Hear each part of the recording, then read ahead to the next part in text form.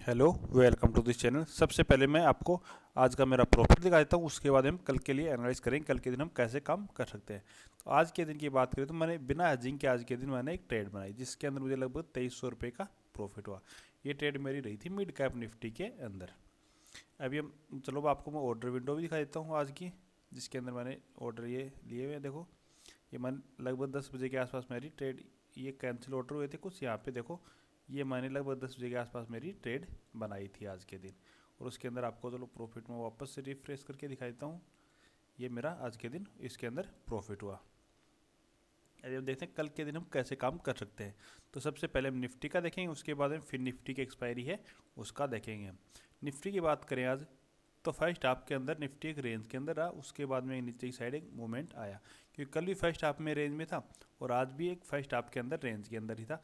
तो जब भी मतलब एक दिन या फिर मतलब 12 बजे के बाद में पहले दिन वाले दिन 12 बजे के बाद में और अगले दिन भी 12-1 बजे तक अगर रेंज के अंदर है तो उसके बाद में एक रेंज का ब्रेकआउट आने की संभावना बहुत ज़्यादा हो जाती है। इस हिसाब से ये भी एक ब्रेकआउट आया और एक अच्छा हमें यहाँ पे एक ट्रेड ये मिली होगी जिसने भी ली होगी। अब हम देखते हैं कल के दिन कैसे काम कर सकते हैं निफ्टी के अंदर। तो निफ्टी के अंदर रेजिस्टेंस की अगर हम बात करें तो हमारा ये जो एरिया है ये सबसे मेजर रेजिस्टेंस की तरह काम करेगा, जो 21,970 का है। ये एक राउंड लेवल के पास भी है, वैसे भी एक रेजिस्टेंस की तरह अच्छा ही काम कर सकता है। ये हमारा रेजिस्टेंस होगा। ये रेजिस्टेंस एक गैप ओपन हो मार्केट चाहे फ्लैट ओपन हो, इस एरिया में जाएगी तो ये रेजिस्टेंस की तरह काम करेगा। अब हम देखते हैं सपोर्ट मार्केट के अंदर कहाँ पे है। दूसरा से अगर सपोर्ट की अगर हम बात करें मार्केट के अंदर, तो ये जो एरिया देखो जहाँ पे सबसे ज़्यादा विक मिली हुई है वो एक सपोर्ट की तरह काम करेगा। तो ये हमारा 21,650 का, ये 21,650, चलो ये भी एक लाइन ड्रॉ कर लेते हैं। 21,650 ये हमारे लिए एक सपोर्ट की तरह काम करेगा। तो अप साइड में हमारा रेजिस्टेंस होगा, डाउन साइड में हमारा सपोर्ट होगा। तो अगर मार्केट को मतलब यहाँ पे ओपन होता है कहीं भी तो हमें एक अप साइड के लिए ट्रेड लेना है, अगर इस एरिया में अगर हमें मिलता है तो हमें एक डाउन साइड के लिए ट्रेड लेना है। ये तो हमारे मेजर सपोर्ट एंड रेजिस्टेंस हो गए। अब नॉर्मली फ्लैट ओपन होने के बाद में हमें कैसे ट्रेड करना है वो और हम देख लेते हैं, क्योंकि बहुत बार ऐसा होता है कि यहाँ पे गैप ओपन हो गया, उसके बाद हम सोचते हैं कैसे ट्रेड का प्लान बनाए। तो यहाँ पे अगर हमें मिले तो हम नीचे लिए ट्रेड ले सकते हैं। इस हिसाब से हमारा प्लान होना चाहिए। यहाँ से अगर हम अप साइड में ट्रेड लेंगे तो हमें छोटा टारगेट मिलेगा, इसलिए ऐसी ट्रेड को हमें अवॉइड करना चाहिए।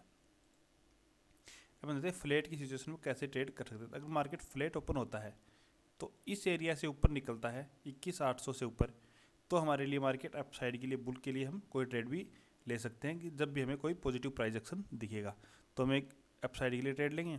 या फिर इससे नीचे निकलेगा आज की क्लोजिंग से नीचे, तो फिर हम नीचे की साइड 21,640 तक 660 तक हमारे टारगेट के लिए ट्रेड ले सकते हैं। अप साइड के लिए लेंगे तो हम 21,970 तक के टारगेट के लिए हम ट्रेड लेंगे। इसी हिसाब से हमारा कल के दिन ट्रेड का प्लान रहेगा। इस एरिया में ओपन होगा, अगर बाई चांस मान लो सपोर्ट के आसपास ही ओपन होता है तो फिर हम अपसाइड के लिए देखेंगे। रेजिस्टेंस के पास बड़ा गैप अप ओपन होता है तो हम नीचे के लिए ट्रेड का प्लान बनाएंगे। ये तो हमारा निफ्टी के अंदर कल के दिन का प्लान हो गया। अब हम देखते हैं कल फिन निफ्टी की एक्सपायरी है तो उसके अंदर हमारा क्या प्लान रहेगा। तो चलो फिन निफ्टी का अभी ओपन कर लेते हैं हम चार्ट। तो ये हमारा फिन निफ्टी का चार्ट है। सबसे पहले मैं इन लाइनों को एग्जिट कर देता हूँ। अब देखते हैं फिन निफ्टी के अंदर। फिन निफ्टी के अंदर आज के दिन की अगर बात करें तो लास्ट टाइम में कोई बड़ा मूवमेंट नहीं है, कंप्लीट डे रेंज के अंदर ही रहा फिन निफ्टी। ये देखो पहली 5 मिनट की कैंडल बनी और लगभग उसी के अंदर सारा दिन रहा है। उसके एक बार ये नीचे थोड़ा सा ब्रेकआउट दिया लेकिन फिर इसके अंदर ही रह गया।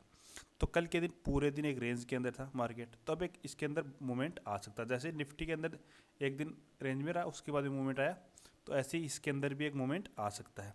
तो इसमें हमारा एक्सपायरी है तो प्रीमियम हमें कम मिलेंगे। तो हमारा प्लान यही रहेगा जब तक इस रेंज के अंदर है हमें ट्रेड नहीं करना। इसके बाद में जैसे ब्रेक करेगा तो हम लगभग 150 पॉइंट के टारगेट के लिए एक ट्रेड का प्लान बना सकते हैं, क्योंकि ये रेंज देखेंगे इसका हाई और इसका ये लो अगर देखेंगे हम तो लगभग 150 पॉइंट की एक रेंज बन रही है। तो 150 पॉइंट के टारगेट के लिए हम अप एंड डाउन के लिए ट्रेड ले सकते हैं। तो इसमें हमें ट्रेड कैसे करना है, अगर मार्केट इस एरिया में ओपन होता है यहाँ पे तो फिर हमें वेट करना है। यहाँ पे कोई नेगेटिव प्राइस एक्शन बनाएगा तो फिर यहाँ से हमें ट्रेड लेके यहाँ तक का टारगेट लेना है, यहाँ पे बुक करना है। अगर इसको भी ब्रेक करेगा तो फिर हमें और बड़े टारगेट के लिए 150 पॉइंट और नीचे तक के टारगेट के लिए हमें ट्रेड का प्लान करना है। एक मिनट, ये अगर मार्केट कैप डाउन ओपन होता है और नीचे निकलता है तो हम यहाँ पे प्लान करेंगे। ये फिर यहाँ पे सपोर्ट ले रहा है, मार्केट अप साइड में जा रहा है तो यहाँ तक का एक टारगेट रहेगा, इससे ऊपर होने के लिए तो 150 पॉइंट का हमारा और टारगेट रहेगा। इस हिसाब से हम प्लान कर सकते हैं।